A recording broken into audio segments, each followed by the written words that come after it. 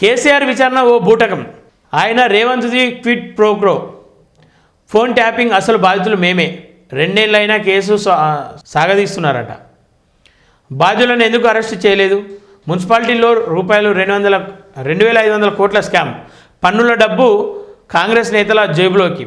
BJP అధ్యక్షుడు రామచంద్రరావు కాంగ్రెస్ పాలనపై chargesheet విధులు. మున్సిపల్ ఎన్నికల్లో బీజేపీని గెలిపించాలని ప్రజలకు పిలుపు. ఏంది ఇది కథ? కేసీఆర్ విచారణ ఓ బూటకం. అంటే కేసీఆర్ను విచారించడం బూటకం అని చెప్తా ఉన్నావా, లేదంటే మీ ఫోన్ ట్యాప్ అయింది, మా ఫోన్ ట్యాపింగ్ని ఎందుకు పట్టించుకుంటలేరని చెప్పేసి ఆవేదన వ్యక్తం చేస్తూ ఉన్నావు? క్లారిటీ ఇవ్వాలి. బీజేపీ వాళ్ళు ఏందో ఏమో ఈ మధ్యలో బీఆర్ఎస్ని ఏమన్నా కానీ బాధపడతా ఉన్నారు, బయటకు వస్తూ ఉన్నారు. అటు కిషన్ రెడ్డి, ఇటు ఈయన ఏంది ట్యాపింగ్ కేసులో బీఆర్ఎస్ అధినేత మాజీ సీఎం కేసీఆర్ను సిట్ విచారించడం ఓ బూటకమని బీజేపీ రాష్ట్ర అధ్యక్షుడు ఎన్ రామచంద్రరావు ఆరోపించారు.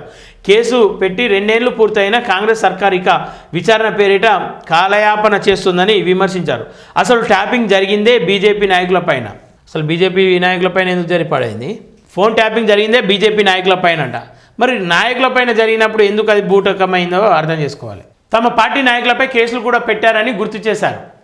ట్యాపింగ్తోనే మునుగోడులో బీజేపీ ఓడించాయని బీఆర్ఎస్ సర్కారు ప్రయత్నించిందన్నారు. కాంగ్రెస్ సర్కారు వచ్చి 2 ఏళ్ళైనా నత్తనడక విచారణ కొనసాగుతుందని, ఎవరిపైన చర్యలు తీసుకోకుండా విచారణ మాత్రమే చేస్తున్నారని విమర్శించారు. బాధ్యులను ఎందుకు అరెస్టు చేయడం లేదని ప్రశ్నించారు. ఓటుకు నోటు కేసులో బీఆర్ఎస్ సర్కార్ రేవంత్పై ఎలాంటి చర్యలు తీసుకోలేదని, అందుకే ఇప్పుడు రేవంత్ సర్కారు కేసీఆర్పై చర్యలు తీసుకోవడం లేదని చెప్పారు. ఇది క్విడ్ ప్రోకో కిందనే వస్తుందన్నారు. నాడు బీఆర్ఎస్ రేవంత్కు సాయం చేయగా ఇప్పుడు ఆయన బీఆర్ఎస్ పార్టీకి సాయం చేస్తున్నారని తెలిపారు. కాంగ్రెస్ సర్కార్ కేవలం విచారణ పేరుతో కాలయాపన చేస్తుందని ఆరోపించారు. ఇది యాక్టింగ్ మాత్రమేనని, యాక్షన్ కాదని చెప్పారు. ప్రభుత్వానికి చిత్తశుద్ధి లేదన్నారు. ఈ అంశంపై స్వతంత్ర దర్యాప్తు సంస్థతో విచారణ జరపాలని డిమాండ్ చేశారు. రాష్ట్రంలోని మున్సిపాలిటీలో 2,500 కోట్ల కుంభకోణం జరిగిందని, ప్రజల నుంచి పన్ను డబ్బులు కాంగ్రెస్ నేతల జేబులోకి వెళ్తున్నాయని రామచంద్రరావు విమర్శించారు. ఏ మున్సిపాలిటీలోనూ రోడ్లు, డ్రైనేజీలు లేవని, కనీస మౌలిక వసతులు కొరవడ్డాయని ఆరోపించారు. బూటకపు హామీలు, మోసపూరిత వాగ్దానాల పేరుతో కాంగ్రెస్ పాలనపై రూపొందించిన ఛార్జ్షీట్ను సోమవారం తెలంగాణ మున్సిపల్ ఎన్నికల బీజేపీ ఇన్ఛార్జ్ ఆశీష్ షెలార్, మరో ఇన్ఛార్జ్ అశోక్ పునర్మి, ఎంపీ ఈటెల రాజేందర్తో కలిసి రామచంద్రరావు విడుదల చేశారు. ఈ సందర్భంగా రామచంద్రరావు మాట్లాడుతూ 6 గ్యారంటీలు 420 హామీలతో మభ్యపెట్టి ఓటు వేయించుకున్న కాంగ్రెస్ అధికారంలోకి వచ్చాక ప్రజలను మోసం చేసిందని ధ్వజమెత్తారు. పట్టణాలు అస్తవ్యస్తంగా మారాయన్నారు. రోడ్లు, తాగునీటి సరఫరా, డ్రైనేజీ పనులకు కేంద్రం నుంచి వచ్చే నిధులే ఆదాయమవుతున్నాయని చెప్పారు. వచ్చే మున్సిపల్ ఎన్నికల్లో బీజేపీని గెలిపిస్తే కేంద్రం నుంచి నిధులు తీసుకొచ్చి అన్ని పట్టణాలకు అభివృద్ధి చేస్తామని, రాష్ట్రంలో సమయానికి డబ్బులు అందక పదవీ విరమణ చేసి 38 మంది ఆత్మహత్య చేసుకున్నారంటే పరిస్థితి ఎలా ఉందో రాష్ట్ర ప్రజలు ఆలోచించాలని కోరారు. రాష్ట్రంలో సుమారు 150 దేవాలయాలపై దాడులు జరిగినా పోలీసులు పట్టించుకోవట్లేదని ఆరోపించారు. ఉస్మానియా వర్సిటీలో పర్యటించిన సీఎం రేవంత్ రెడ్డి 1000 కోట్లు ఇస్తామని చెప్పి రూపాయి కూడా ఇవ్వలేదన్నారు. రాష్ట్రంలో 40% కమిషన్లతో పాలన సాగుతోందని ధ్వజమెత్తారు.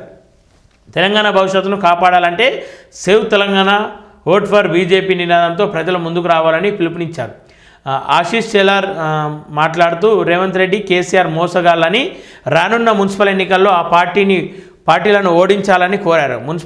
పురపాలక ఎన్నికల్లో బీజేపీని గెలిపించాలన్నారు. రెబల్స్ను 15 ఏళ్ల పార్టీ నుంచి సస్పెండ్ చేస్తాం. మున్సిపల్ ఎన్నికల్లో రెబల్గా పోటీ చేస్తే 15 ఏళ్ల పాటు పార్టీ నుంచి సస్పెండ్ చేస్తామని బీజేపీ రాష్ట్ర అధ్యక్షుడు రామచంద్రరావు హెచ్చరించారు.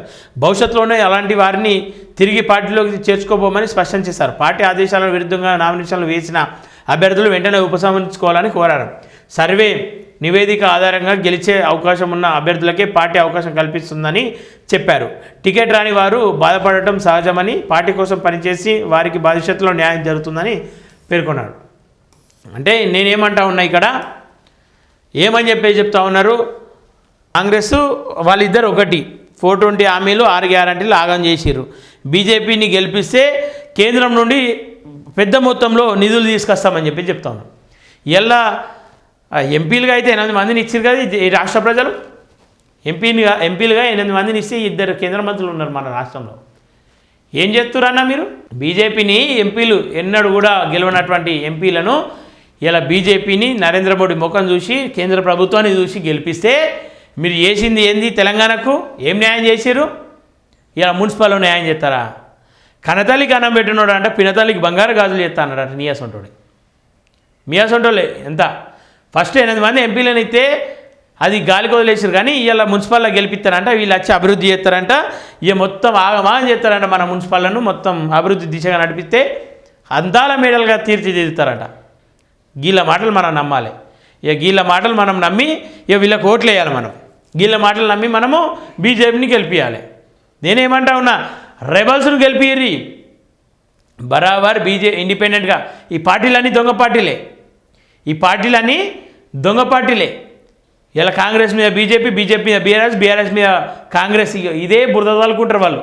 వాళ్ళ బురదను చూసుకుంటేనే మనం బతకాలి. ఇక మన పొట్టకింత బుక్కెడు బువ్వ రాకుండా సరే, కానీ ఆ బురదను చూసుకుంటా వాళ్ళు మస్తు ప్రశ్నించినరా, వాడు మస్తు అడిగినరా, వీడు మస్తు అడిగినరా, ఇదే మన బతుకులు గింతే. వాడు వీడిని అడుగుతును, వీడిని వాడు అడుగుతును, వీ టీవీలలో చూసి మనం సప్పట్లు కొడుతున్నాం. నేను బీజేపీ కార్యకర్త, నేను బీఆర్ఎస్ కార్యకర్త, నేను కాంగ్రెస్ కార్యకర్త అని చెప్పేసి అనుకుంటూ ఊర్లలో తిరిగేటువంటి బతుకులు అట్లనే ఉంటాయి. వాడి నాయకులు మాత్రం ఎదుర్కొంటా రబ్బర్ షేప్లు వేసుకున్నాడు. నేడు రబ్బర్ షేప్లు వేసుకున్నాడు, రేపు బంగారు గిన్నెలలో అన్నం తింటుండు, బంగారు కంచంలో అన్నం తింటుండు. ఏడికెళ్ళి వస్తున్నాయి అవన్నీ? ఏడికెళ్ళి సంపాదిస్తురు? కష్టం చేసా షెమ్టోర్స్ సంపాదిస్తురా? సో ఈ పార్టీలన్నీ ఒకటే. ఈయన చెప్తుండగా బీఆర్ఎస్ కాంగ్రెస్ ఒకటని, ఈ 3 పార్టీలు ఒకటే.